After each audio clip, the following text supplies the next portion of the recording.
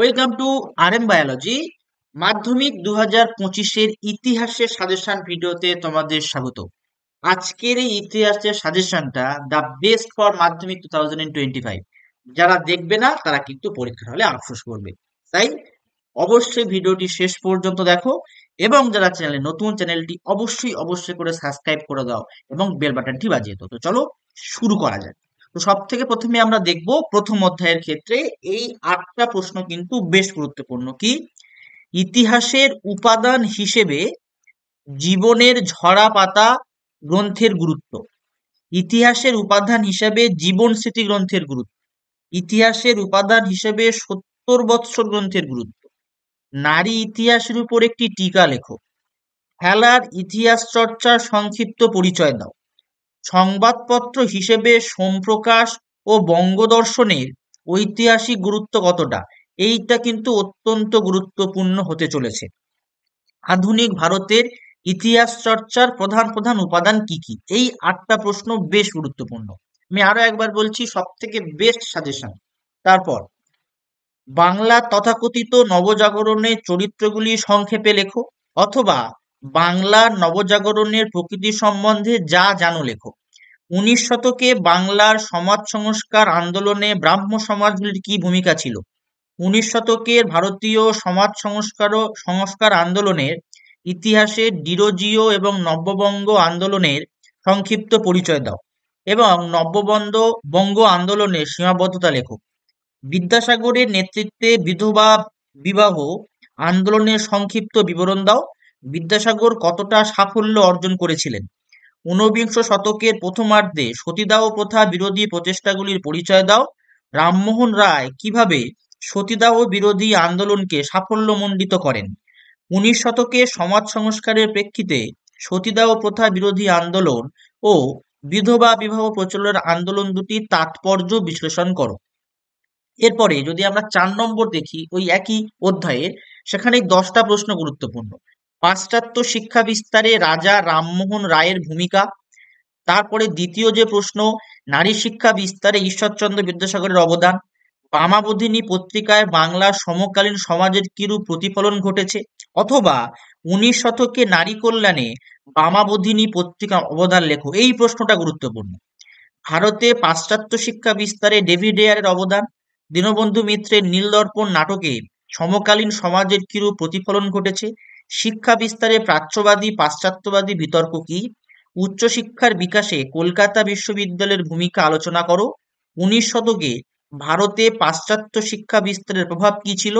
19 শতকে বাংলার নবজাগরণ ধারণার ব্যবহার বিষয়ক বিতর্ক সম্পর্কে আলোচনা করো। এই প্রশ্নগুলো কিন্তু বেশ বেশ গুরুত্বপূর্ণ। তৃতীয় অধ্যায়ের এই 9টা প্রশ্ন গুরুত্বপূর্ণ। দেখো, প্রত্যেকটা প্রশ্নের পাশে কিন্তু তার মান লেখা আছে। নীল বিদ্রোহের কারণ বৈশিষ্ট্য গুরুত্ব 8 নম্বরের প্রশ্ন। সাঁওতাল বিদ্রোহের কারণ বৈশিষ্ট্য গুরুত্ব অথবা সাঁওতাল বিদ্রোহ, সেটা 4 নম্বরের আসতে পারে। বাংলায় ওয়াহাবি আন্দোলন বা তিতুমিরের বারাসাত বিদ্রোহ 4 নম্বরের। ফরাজি আন্দোলন বা ফরাজি আন্দোলনের চরিত্র, সন্ন্যাসী ফকির বিদ্রোহ, কোল বিদ্রোহ, মুন্ডা বিদ্রোহ, চুয়ার বিদ্রোহ, কৃষক বিদ্রোহ, এগুলো কিন্তু বেশ গুরুত্বপূর্ণ। এরপর চতুর্থ অধ্যায় থেকে এই 12খানা প্রশ্ন গুরুত্বপূর্ণ। তোমরা এগুলো স্ক্রিনশট নিয়ে নিতে পারো, পজ করে আমি সময় দিচ্ছি, তোমরা কিন্তু স্ক্রিনশট নিয়ে নিতে পারো। যেমন 1857 মহাবিদ্রোহের প্রকৃতি বা চরিত্র, রেখায় ও লেখায় ভারতের জাতীয়তাবাদ সম্পর্কে লেখো, মহারানীর ঘোষণাপত্র, ভারতের জাতীয়তাবাদের বিকাশে বঙ্কিমচন্দ্রের আনন্দ মঠের ভূমিকা, মহাবিদ্যের প্রতি শিক্ষিত বাঙালি সমাজের কিরূপ মনোভাব ছিল। এই প্রশ্নগুলো কিন্তু বেশ বেশ গুরুত্বপূর্ণ তোমাদের ইতিহাস পরীক্ষার জন্য, ভালো করে করে নিও।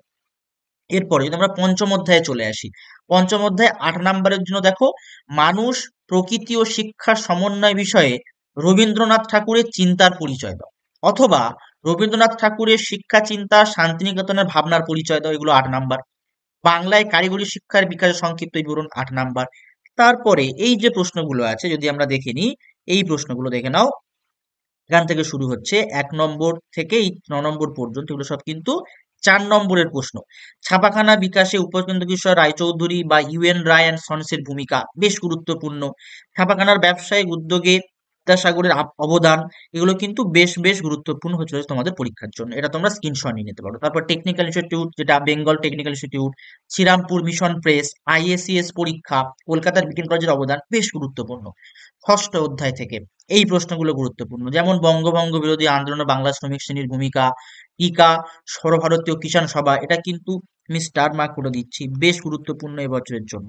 অহিংস অসহযোগ আন্দোলন পর্ব, একা আন্দোলন সম্পর্কে, ভারত ছাড়ো আন্দোলনের পর্বে, আইন অমান্য, এগুলো কিন্তু বেশ বেশ। তেভাগা কৃষক আন্দোলনের গুরুত্বপূর্ণ। সপ্তম অধ্যায় থেকে এই প্রশ্নগুলো, প্রীতিলতা ওয়াদ্দেদার কেন স্মরণীয়, অ্যান্টি সার্কুলার সোসাইটি, বঙ্গবিরোধী আন্দোলনে ছাত্রদের ভূমিকা, ভারত ছাড়ো আন্দোলন নারী সমাজের ভূমিকা বেশ গুরুত্বপূর্ণ, দীপালি সংঘের ভূমিকা বেশ গুরুত্বপূর্ণ, দলিত অধিকার বিষয়ে গান্ধীজি ও বি আর আম্বেদকরের মধ্যে বিতর্ক, এটা বেশ গুরুত্বপূর্ণ। এগুলো কিন্তু খুব গুরুত্বপূর্ণ। তারপরে সশস্ত্র বিপ্লবী আন্দোলন নারীদের ভূমিকা, এটা কিন্তু বেশ গুরুত্বপূর্ণ হতে চলেছে আমাদের পরীক্ষার জন্য 8 নম্বরে সপ্তম অধ্যায় থেকে। এবং আমাদের তারপরে দেখো টিকা ভগৎ সিং, টিকা সূর্য সেন, বিংশ শতকে ভারতে নারী আন্দোলনের বৈশিষ্ট্য, খুব গুরুত্বপূর্ণ। লাস্ট অধ্যায় অষ্টম অধ্যায় থেকে কাশ্মীর সমস্যা, বেশ গুরুত্বপূর্ণ চলেছে। তারপরে স্বাধীনতার পরবর্তীকালে ভাষাভিত্তিক রাজ্য পুনর্গঠনের বিভিন্ন পদক্ষেপ উল্লেখ করো, উদ্বাস্তু সমস্যা, হায়দ্রাবাদ রাজ্য যদি কি করে ভারতে অন্তর্ভুক্ত হয়, দেশীয় রাজ্যগুলোর ভারতভুক্তির প্রসঙ্গে বল্লভভাই প্যাটেলের কৃতিত্ব লেখো। এই প্রশ্নগুলো কিন্তু খুব খুব গুরুত্বপূর্ণ। অবশ্যই চ্যানেলটি সাবস্ক্রাইব করে নিও। তোমরা কিন্তু বেস্ট হিস্ট্রি সাজেশন দেখে নিলে, তোমাদের এই হিস্ট্রি সাজেশন থেকে কিন্তু এবছর প্রায় 100% তোমরা কমন পেতে চলেছো। তো আজকের ভিডিওটি এই পর্যন্ত।